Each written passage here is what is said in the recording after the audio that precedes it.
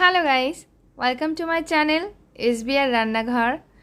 আজকে দুপুরবেলা বেগুন আর কাঁচামরিচ গ্যাসের চুলায় পুড়িয়ে আমি ভর্তা তৈরি করে নিয়েছি, আর সেই সঙ্গে ইলিশ মাছের ঝোল ও মসুর ডালের ভর্তা দিয়ে লাঞ্চটা সেরে নিলাম। আর এই ভিডিওটাই আজকে আপনাদের সঙ্গে শেয়ার করছি। ভালো লাগলে প্লিজ লাইক, কমেন্ট এবং শেয়ার করবেন, আর অবশ্যই আমার চ্যানেলটিকে সাবস্ক্রাইব করে পাশে থাকা বেল আইকনটিও ক্লিক করে দিবেন।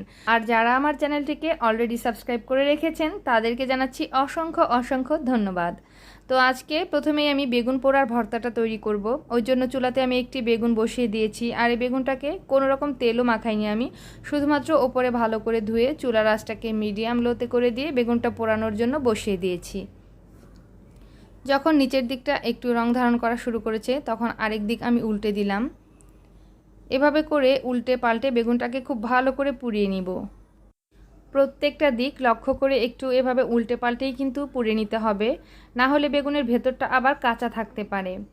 আজকে আমার বেগুনটা পুড়িয়ে নেওয়া হয়ে গেছে, চারদিকে খুবই সুন্দর করে আমি পুড়িয়ে নিয়েছি। বেগুনটা নামিয়ে নিলাম। এখন এই চুলার উপরেই কয়েকটি কাঁচামরিচও পুড়িয়ে নিব। আসলে পোড়া বেগুনের সাথে কিন্তু মরিচ পুড়িয়ে ভর্তাটা করলেই বেশি টেস্ট হয়, হোক কাঁচা মরিচ বা শুকনা মরিচ, সেটা পুড়িয়ে নিলেই টেস্টটা বেশি ভালো আসে ভেজে নেওয়ার থেকে। তাই আজকে আমি কাঁচা মরিচ দিয়ে ভর্তাটা করব, আর এই কাঁচা মরিচগুলোকে পুড়িয়ে নিলাম। মরিচগুলো পুড়িয়ে নিয়ে নামিয়ে নিয়েছি, আর এই দিক থেকে বেগুনটাও এখন ঠান্ডা হয়ে গেছে হাতে ধরার মতো। এখন বেগুনের ওপরের এই পোড়া ছালটা ছাড়িয়ে নিব। উপরের ছালটা ছাড়িয়ে নেওয়াটাও কিন্তু অনেকটা ইজি। বেগুনটা যদি ভালো করে পোড়ানো হয় ছালটা খুব দ্রুত আর ইজিলি ছাড়িয়ে নেওয়া যায়। উপরের ছালটা যখন ছাড়িয়ে নেওয়া হয়ে গেছে আমি বেগুনের বোটাটা কেটে নিলাম। এখন বেগুনটাকে মাছ বরাবর একটু কেটে দেখে নিলাম যে বেগুনের ভেতরে কোনো পোকা আছে কিনা। বেগুনটা একদমই ফ্রেশ, কোনো পোকাও নেই, আর একদম স্মুথলি সেদ্ধ হয়ে গেছে। তো বেগুনটাকে নিয়ে নিয়েছি, আর এখন ভর্তা মাখানোর জন্য সেই পোড়া মরিচগুলো আর কিছু কাঁচা পেঁয়াজ কুচি নিয়ে নিলাম, সেই সঙ্গে স্বাদ মতো লবণও নিয়ে নিলাম। এখন এগুলোকে চটকে ভালো করে ভর্তাটা মাখিয়ে নিব। প্রথমেই পেঁয়াজ আর মরিচটাকে ভালো করে একটু চটকে নিব। পেঁয়াজ মরিচটাকে যত ভালো করে মাখানো হবে ভর্তার ফ্লেভারটাও ততটাই ভালো আসবে। পেঁয়াজ মরিচটা আমি ভালো করে মাখিয়ে নিয়েছি। এখন দিয়ে দিচ্ছি সর্ষের তেল। সর্ষের তেলটা দিয়ে আরও একবার একটু মাখিয়ে এখন বেগুনের সাথে ভর্তাটাকে ভালো করে মাখিয়ে নিব। ব্যাস, তৈরি হয়ে গেল আমার পোড়া বেগুনের ভর্তা। খুবই মজার আর খুবই কিন্তু ফ্লেভারফুল হয়েছিল।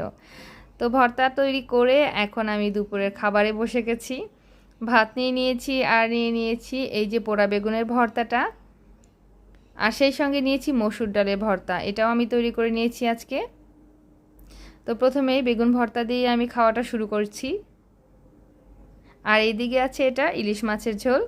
তো আগে ভর্তাগুলো খাওয়া শেষ করে তারপরে মাছের তরকারিটা দিয়ে খাচ্ছি।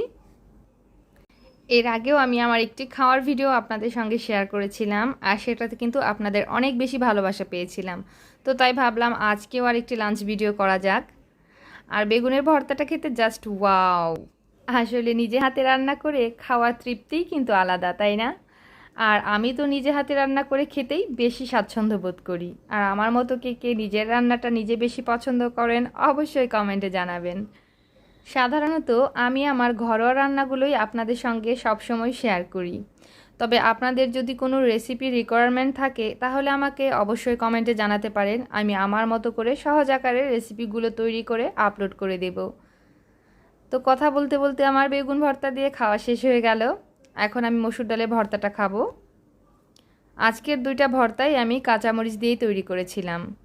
তো ভর্তাগুলো খেতে কিন্তু ভালো হয়েছিল অনেক। মসুর ডালের ভর্তাটাও খেতে ভালো লাগছে, তবে পোড়া বেগুনের কাছে এটার টেস্টটা কিন্তু একটু কমই আছে, কারণ পোড়া বেগুনের ভর্তাটাই আমার কাছে বেশি ভালো লাগে।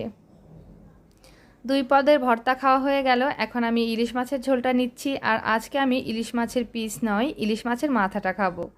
ওই জন্যই আজকে আমি ইলিশ মাছের মাথাটা সহ তরকারি রান্না করেছি, কারণ ইচ্ছে করলো যে একটু ইলিশ মাছের মাথাটা তরকারিতে খাওয়া যাক। কচুর শাক বা ঘন্ট অনেকই তো খাওয়া হয়, ওই জন্য মনে হলো একটু আজকে ইলিশ মাছের মাথাটা তরকারির ঝোলেই খাবো। তো ইলিশ মাছের মাথাটা খেতেও আমার কাছে ভালো লাগে। আর ইলিশ মাছের মাথা বলুন, পেটি বলুন বা লেজ বলুন, কোনো কিছুতেই কিন্তু স্বাদের কোনো কমতি নেই, তাই না? তো আজকে আমার লাঞ্চ করা হয়ে গেছে। এখন আমি বসে বসে এই কাঁটাগুলো চিবাতে থাকি, আর আপনাদের কাছ থেকে বিদায় নিয়ে নিলাম। টাটা।